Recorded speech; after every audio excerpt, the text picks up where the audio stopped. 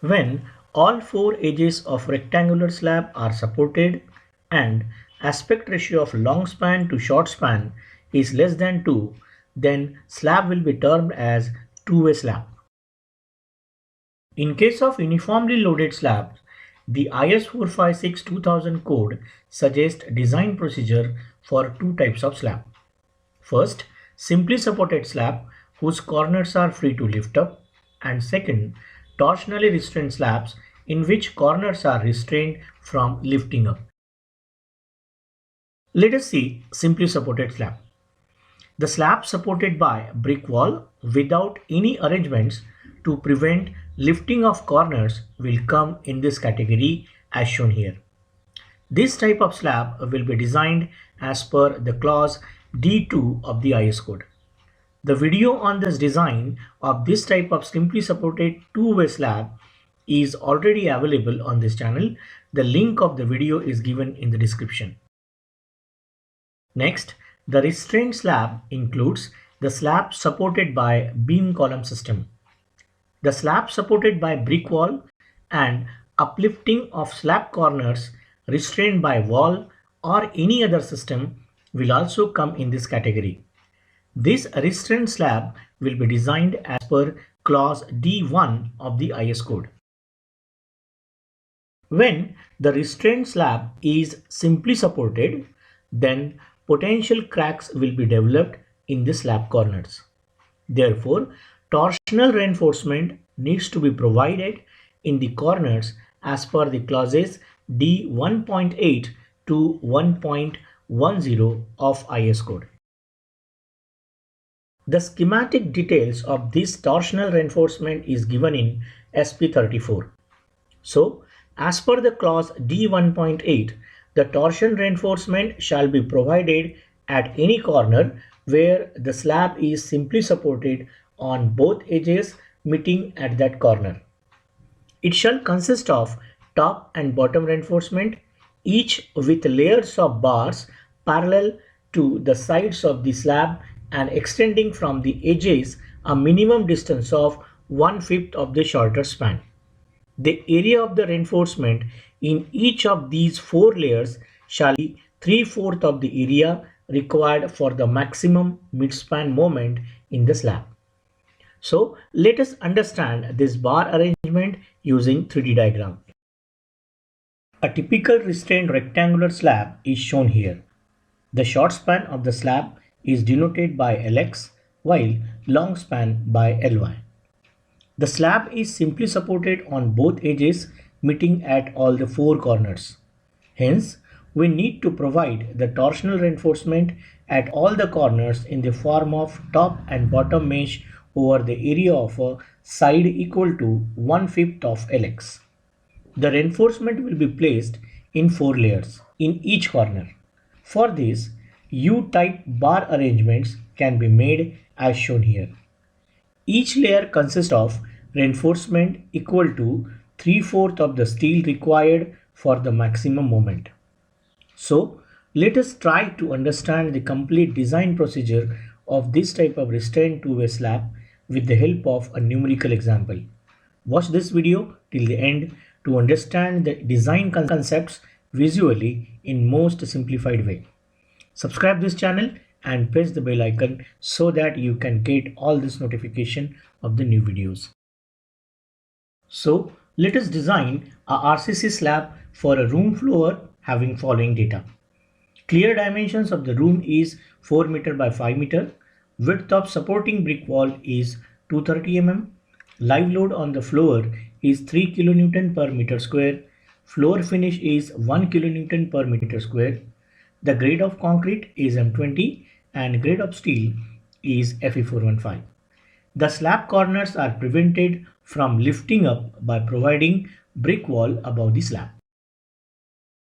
To start with the solution, let us decide whether slab is one-way or two-way. As per SP34 clause 9.3.1, when the slab is supported on 4 sides and aspect ratio of long span and short span is less than or equal to 2, then slab will be treated as two-way slab. We have longer span as 5 meter and shorter span as 4 meter. The ratio of a longer span to shorter span is equal to 1.25, which is less than 2. Hence, this slab will be treated as two-way slab. In first step, let us assume the thickness of slab based on the deflection criteria. Notes in the clause 24.1 gives the span to depth ratio for the two-way slab of the span up to 3.5 meter. As the short span of this slab is 4 meter, hence the span to depth ratio given in the clause 23.2 will be used. As per this clause, the span to effective depth ratio for the simply supported slab is 20.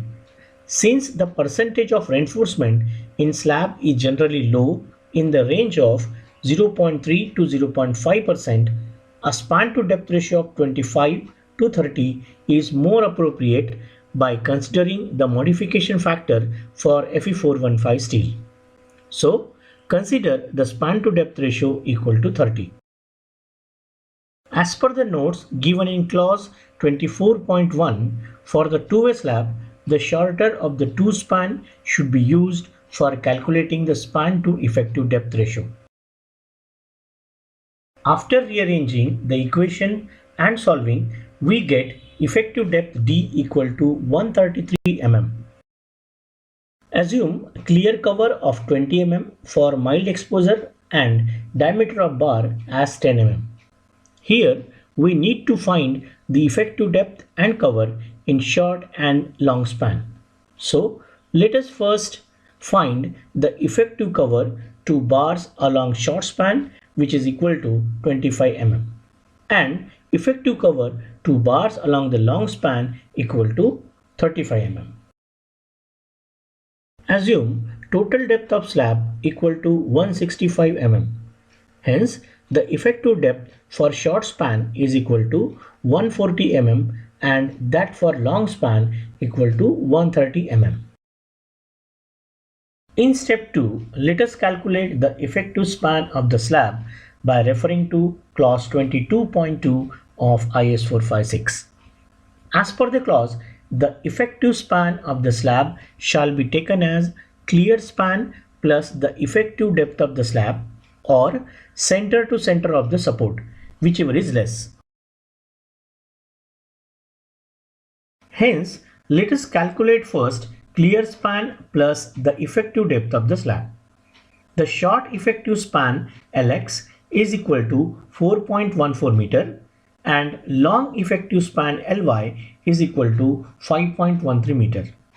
The center to center of supports for short span is 4.23 meter and for long span it is 5.23 meter. Adopt effective span equal to least value between first and second. Hence, short effective span is equal to 4.14 meter and long effective span is equal to 5.13 meter. In next step, let us calculate the loads per unit area acting on the slab. First, calculate the self weight or dead load of a slab by multiplying the thickness of a slab with concrete density. After putting the values of slab thickness and concrete density, we get dead load of the slab as 4.13 kilonewton per meter square. Next, floor finish of the slab is given as 1 kilonewton per meter square. Now, calculate the total dead load by adding dead load of a slab and floor finish. This is equal to 5.13 kilonewton per meter square. The live load on the slab is given as 3 kilonewton per meter square. After getting dead load and imposed load, compute the total design or factored load per unit area using a load combination of dead load plus imposed load with a partial safety factor of 1.5 as given in table 18 of IS 456. Thus, the total design or a factored load per unit area equals to 1.5 times dead load plus 1.5 times imposed load. This is equal to 12.2 kilonewton per meter square. In next step, let us compute the design moments. As per the clause D1.0, when the corners of the slab are prevented from lifting, the slab may be designed as specified in D1.1 to D1.11.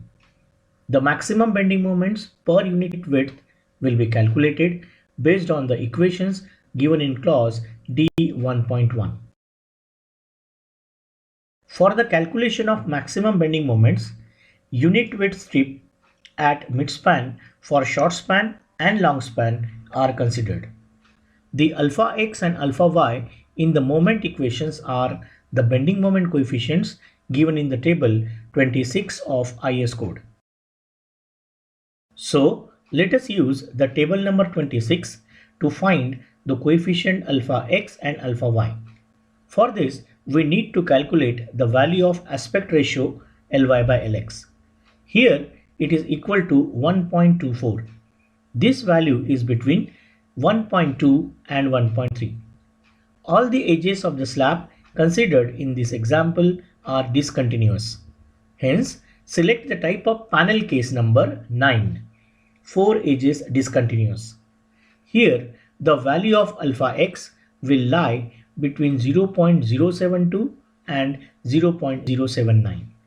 The moments we are getting with this case are the positive moments at midspan. So, compute alpha x using linear interpolation formula. After putting all the values in the formula, we get alpha x equal to 0.0748.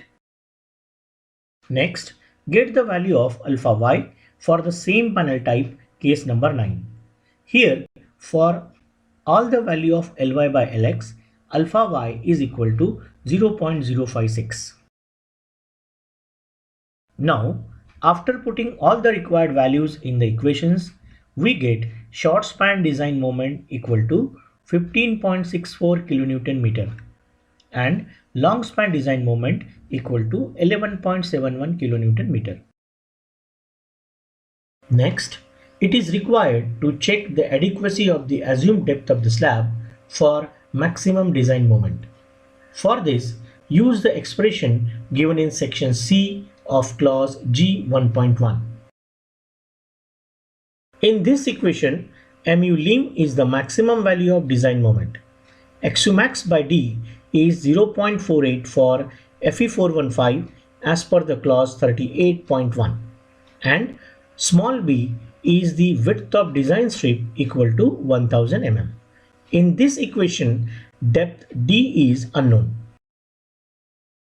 After putting all the values in the equation and solving, we get the required effective depth as 75.28 mm for the maximum design moment. This is less than provided effective depth, hence safe. After knowing the adequacy of the thickness of slab, let us compute reinforcement on the tension side of the slab in next step. The area of a steel required for the design bending moment can be calculated by referring the formula given in clause G1.1b, annexure G of IS 456-2000. This formula results in quadratic equation. Otherwise, you can also use the simplified equation number 2 to calculate area of a steel.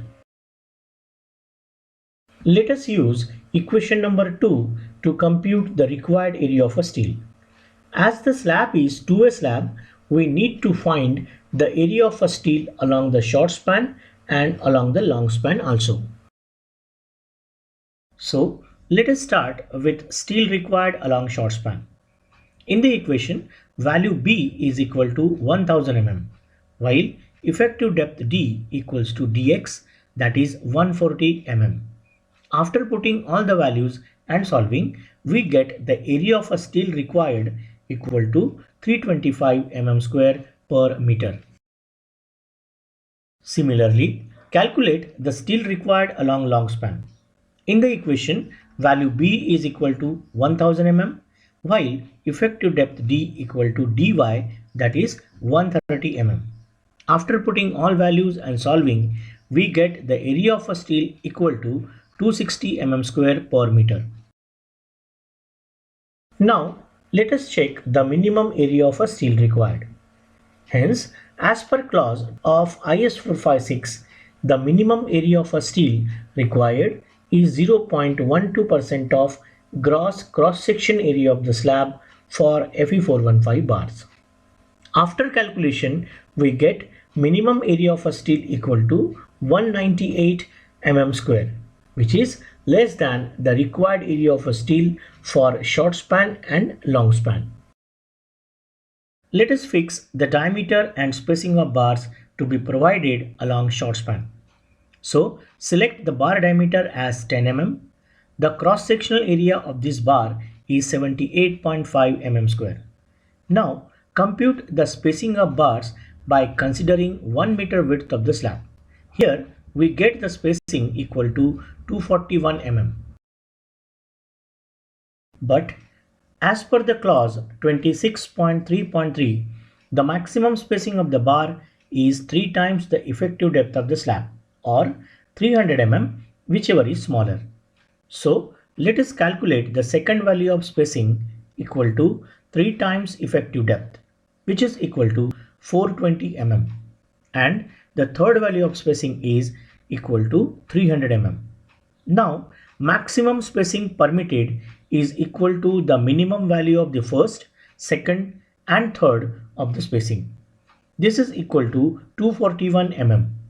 Adopt the spacing of the bar as 200 mm. Similarly, fix the diameter and spacing of the bar to be provided along long span by selecting 10 mm dia of Fe415 steel. The calculated spacing of the bar is 301 mm. Next, calculate the second value of maximum allowable spacing equal to 3 times effective depth, which is equal to 390 mm. And the third value of maximum allowable spacing is equal to 300 mm. Now, the maximum spacing permitted is minimum of first, second and third spacing, which is 301 mm. Hence, adopt the spacing of the bar as 250 mm. So, provide 10 mm dia bar at 200 mm center to center along the short span with alternate bars bent up at support. Hence, the area of a steel provided along short span is 392.5 mm square. And along the long span, provide 10 mm dia bar at 250 mm center to center with alternate bars bent up at support. Therefore, the area of a steel provided along long span is 314 mm square. As per clause D1.8, torsion reinforcement shall be provided at any corner where the slab is simply supported on both edges meeting at that corner. In this example, all the corners are simply supported. Hence, torsion reinforcement will be required in all the corners. The schematic details of this torsional reinforcement is given in SP34. So, as per the clause D1.8, the torsion reinforcement shall consist of top and bottom reinforcement, each with layers of bars placed parallel to the sides of the slab and extending from the edges a minimum distance of 1/5 of the shorter span. The area of a reinforcement in each of these 4 layers shall be 3/4 of the area required for the maximum midspan moment in the slab. Here, the steel required for the maximum midspan moment is 325 mm square. Therefore, the torsional steel required in each layer is equal to 244 mm square. Now, select 10 mm diameter of a bar. The calculated spacing of bar is equal to 321 mm. Hence, provide 10 mm dia bar at 300 mm center to center both ways at top and bottom at each corner over an area of a side Lx by 5, that is 830 mm by 830 mm. Let us understand this bar arrangement using 3D diagram. The reinforcement will be placed in 4 layers in each corner. Each layer consists of 10 mm dia bar at spacing 300 mm center to center. For this, U-type bar arrangement can be made as shown here. In next step, check the adequacy of provided depth for the deflection control. Based on clause 23.2.1 for simply supported slab, the formulation to compute the depth required for deflection criteria is shown as equation number 1. In this equation, effective span will be for short span and MF is modification factor, which is to be calculated from the figure 4 of clause 23.2.1. So let us compute modification factor. In the graph, x-axis shows the percentage of tension reinforcement and y-axis shows modification factor for corresponding reinforcement. So let us compute the percentage of tension steel provided along short span. This is equal to 0.28%. Next, compute the value of steel stress at service load Fs from the formula given in figure 4.